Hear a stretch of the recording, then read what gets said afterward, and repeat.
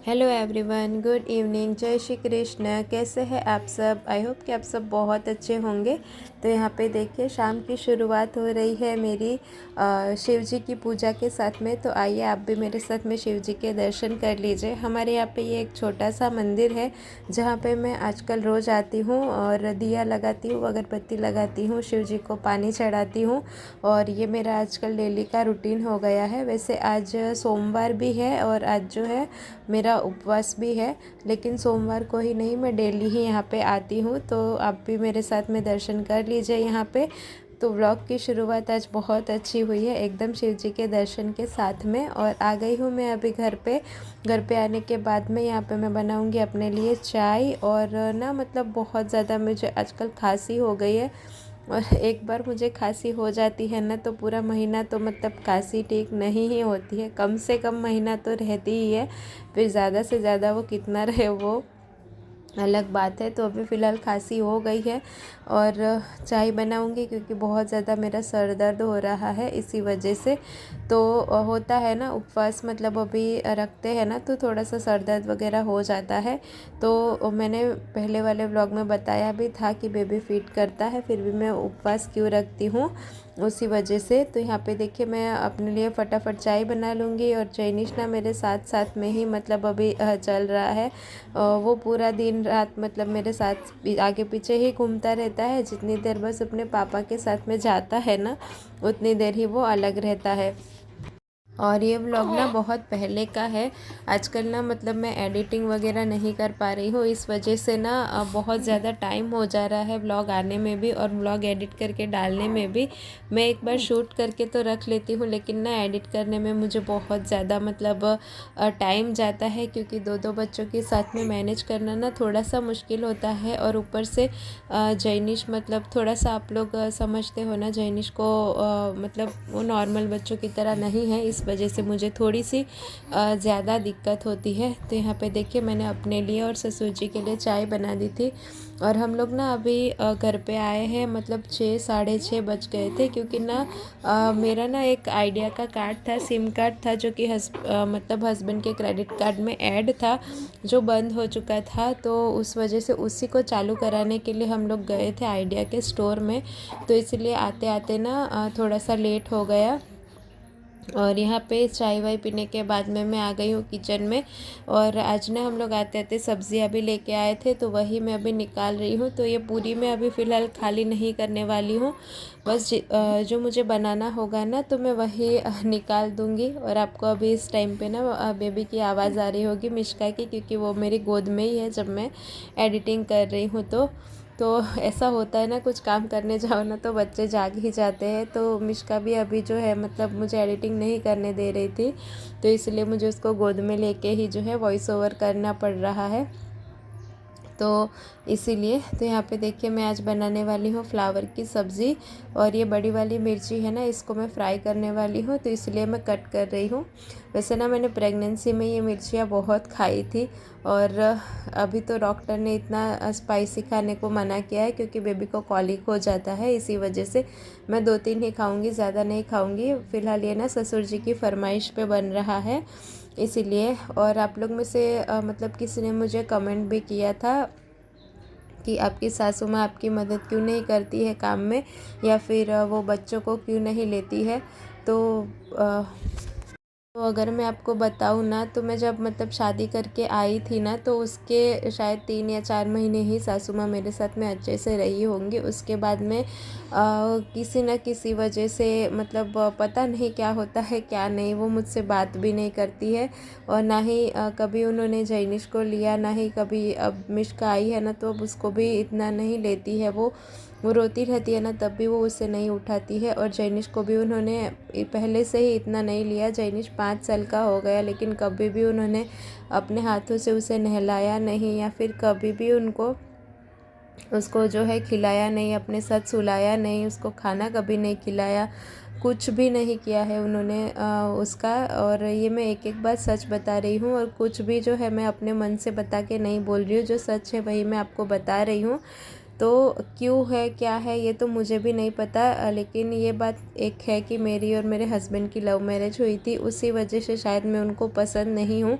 लेकिन एक बात ये भी है कि अगर मैं उनको नहीं पसंद हूँ तो उनकी एक और बहू भी है, उनका और एक बेटा भी है, यानी कि इनके बड़े भाई है, और मेरी जेठानी है जो कि मेरी सास को बहुत ज़्यादा पसंद है, तो वो उनके पास भी जाके रह सकती है।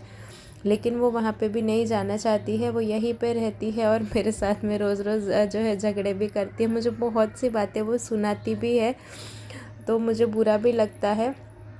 लेकिन खैर क्या कर सकते हैं, माँ बाप है तो अब साथ में ही रहना भी है, क्योंकि ना वो ना ही हम लोग को अलग जाने देती है और ना ही वो खुद कहीं पे जाती है।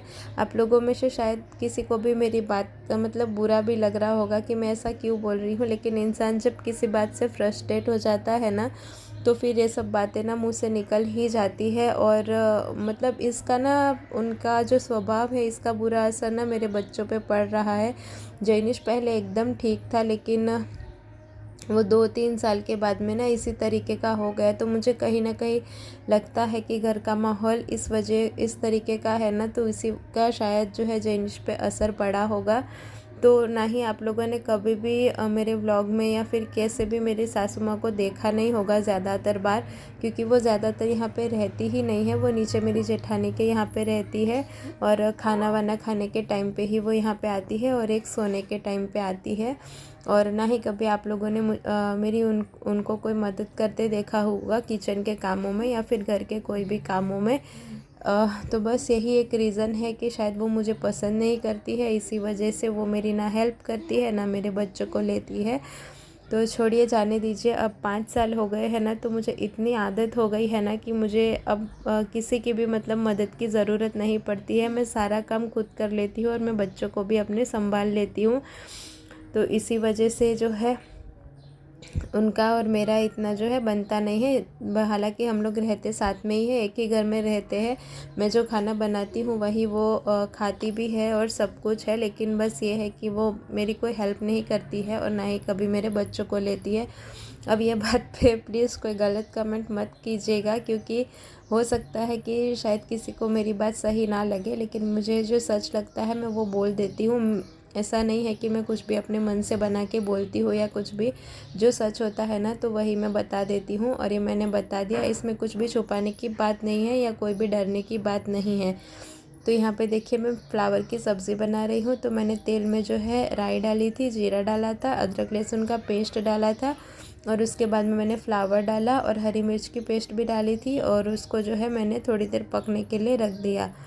और यहाँ पे मैं बना रही हूँ सिंपल वाली दाल, क्योंकि मैंने बताया था कि मेरे सास ससुर चावल खाते हैं, तो उनको साथ में जो है दाल लगेगी। तो यहाँ पे सिंपल सी दाल बना रही हूँ। तेल डाला था, तेल में मैंने राई डाली, जीरा डाला, हरी मिर्च डाली, लहसुन डाला, और उसके बाद में जो है उसको थोड़ा सा भुनने दिया, और उसके बाद में दाल डाल दी, और उसके बाद में पानी डाल दिया, और थोड़ा सा धनिया पाउडर और हल्दी पाउडर और नमक डाल दूँगी। तो बस इतना ही डाल के मैं ये दाल बनाऊँगी। वैसे इसमें टमाटर भी डलता है, लेकिन टमाटर आज हम लोग लाना भूल गए थे, सब्जियां लेके आए लेकिन टमाटर जो है वो लाना भूल गए थे। ऐसा पहली बार हुआ है कि हम लोग टमाटर लाना भूल गए हैं।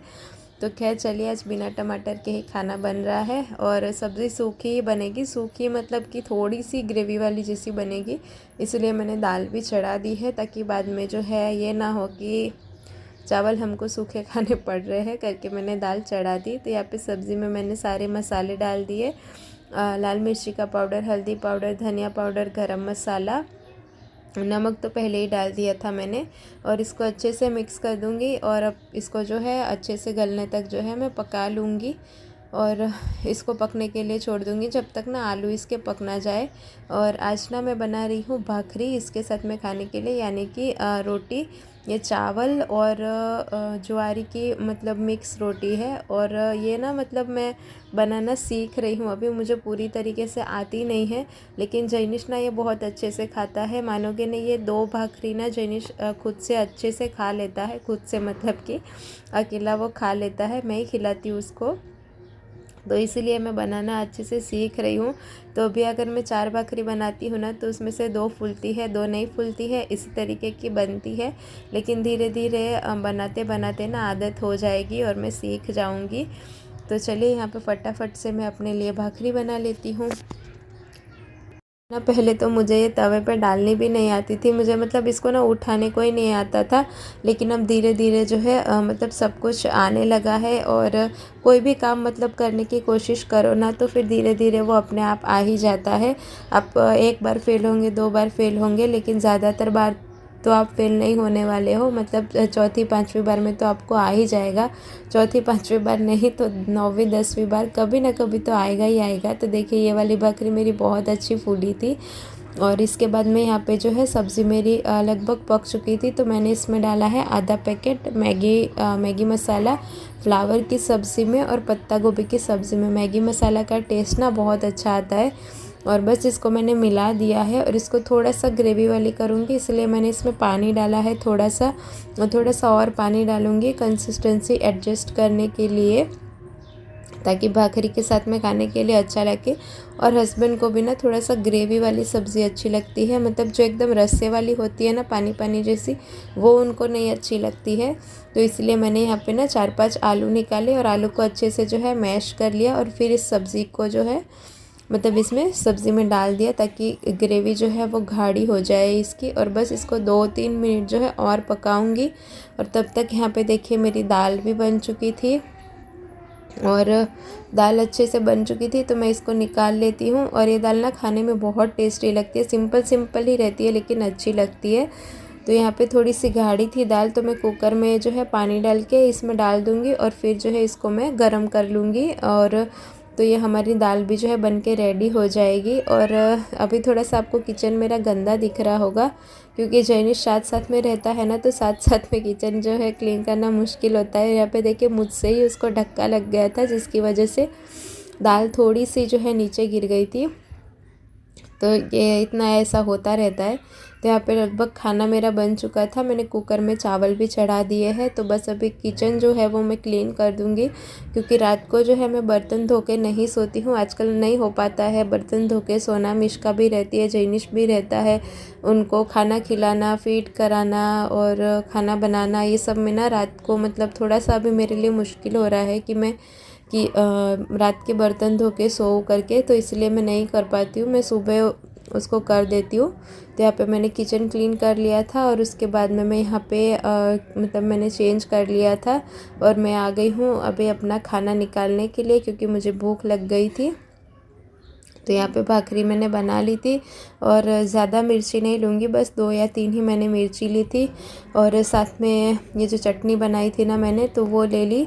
और यहाँ पे जो है ये सब्ज़ी भी मैंने निकाल ली, और साथ में मैं दाल भी लूँगी। तो दाल ना अच्छा रहता है कभी भी पीना, और जैनिश भी अच्छे से खाता है, तो दाल मैं उसको देती ही हूँ, दोपहर हो या शाम हो, दाल वो अच्छे से खा लेता है। दाल के साथ में भी वो भाकरी खा लेता है, तो इसलिए मैं उसको दे देती हूँ। तो दाल मैं यहाँ पे थोड़ा सा गर्म करके ले रही हूँ। तो चलिए आप भी आ जाइए खाना खाने के लिए हमारे साथ में। और इस ब्लॉग को मैं यहीं पे एंड करती हूँ, मिलते हैं नेक्स्ट ब्लॉग में, तब तक के लिए बाय बाय।